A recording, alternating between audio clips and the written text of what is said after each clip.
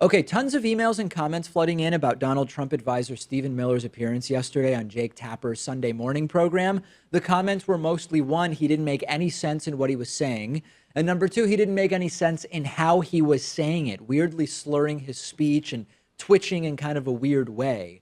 There was actually a Reddit post about this where a user said, in the Jake Tapper interview this morning, every minute or so, he had this odd twitch on, I think, his right side. I'm curious if he's okay, or maybe he has a coke problem. I'm going to play some pieces of this interview for you. The slurring is, I don't know about the drug usage stuff. The slurring is more of a downer thing, not upper, but he does have a weird twitch, but I think he's always had that. It might be sort of like anxiety being on camera or something. He I don't did know. repeat an anecdote at one point, though. That's the only reason I'm suspicious about that sort of thing. He repeated it at least one time. Yeah, that was weird. It's an absolutely ridiculous interview. Let's start playing a little bit of it here. If you're watching, check out the weird movement. If you're listening, you might hear the weird speech pattern.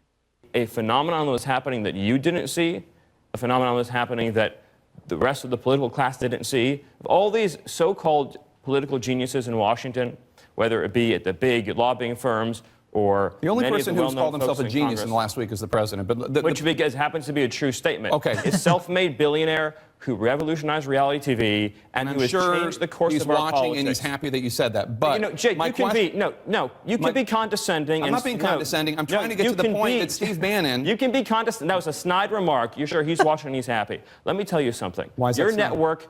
You can be as condescending as you want. It's part of your MO. A lot of the entire thing was like this. Basically, Stephen Miller not allowing Jake Tapper to even get a question out and just criticizing Jake Tapper's demeanor during the interview. Let's watch just another example of this interview, and it just gets worse and worse.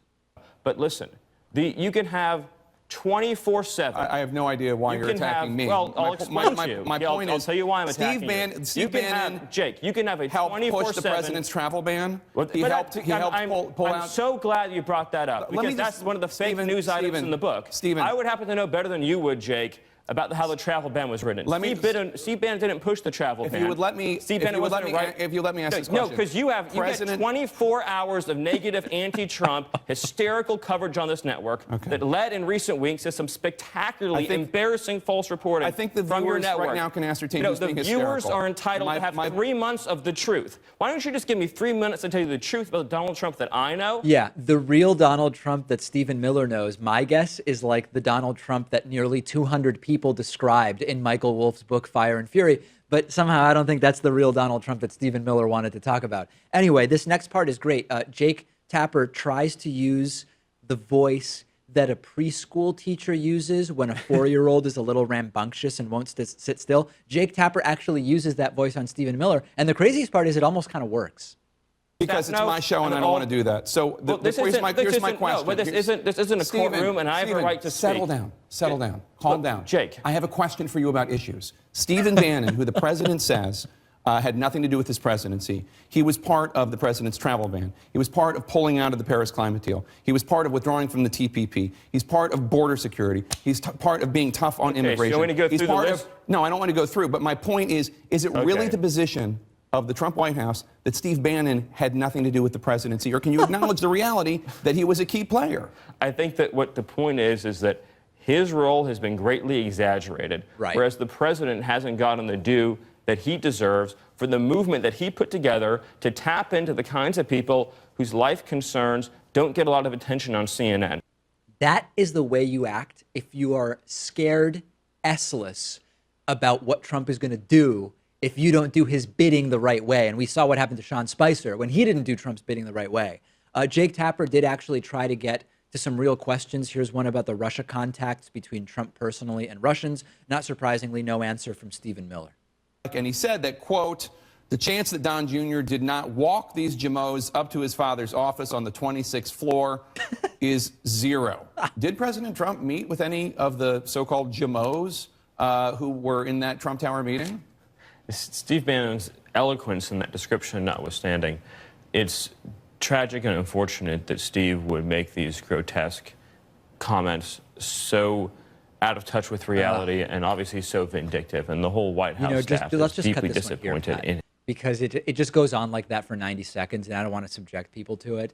And Jake Tapper does try once more to get an answer from him on that question and still doesn't. So you were at the campaign during that Trump Tower meeting, I believe, right, in the summer of 2016. Just to answer the question, because you were there and Steve Bannon was not, did any of those people from that meeting meet with President Trump? As Bannon says, the chance that he didn't, Don Jr. didn't walk these Jamos up to his father's office on the 26th floor is zero. Can you just settle that for us? Did President Trump meet with any of the people? I have no knowledge of anything to do with that meeting. Okay. But what I can tell you unequivocally is that the allegations and insinuations in this book, which are a pure work of fiction. Right. He has no knowledge one way or the other, but he knows that what Michael Wolff said about the meeting is a lie. How is that possible? Yeah, that part was just weird visually. It's very too, with the strange. pics that Very, he- very strange. And eventually Jake Tapper had to cut him off because Miller just wouldn't stop filibustering and kicked them off the show.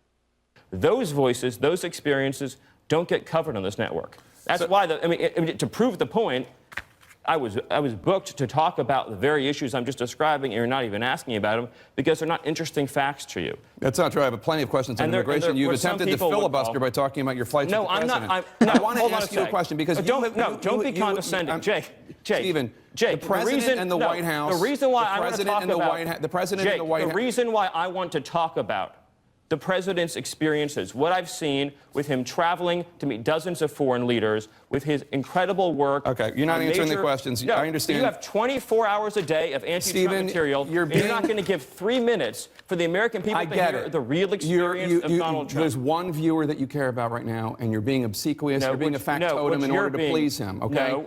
And I think I've wasted enough of my viewers' time. Thank you, Stephen. As Republicans, lawmakers call for Attorney General Jeff Sessions to resign in a major reversal. It's almost like Miller didn't understand this was a question and answer format where Jake Tapper asks questions and he answers them.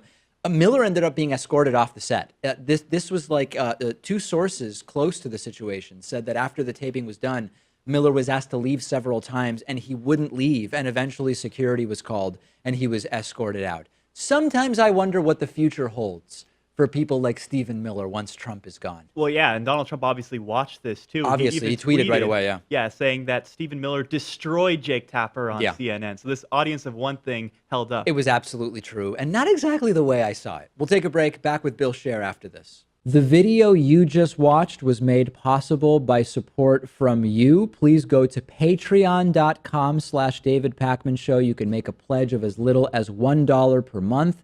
And every dollar helps to support the work that we're doing, particularly in light of the YouTube ad boycott, which has been really bad.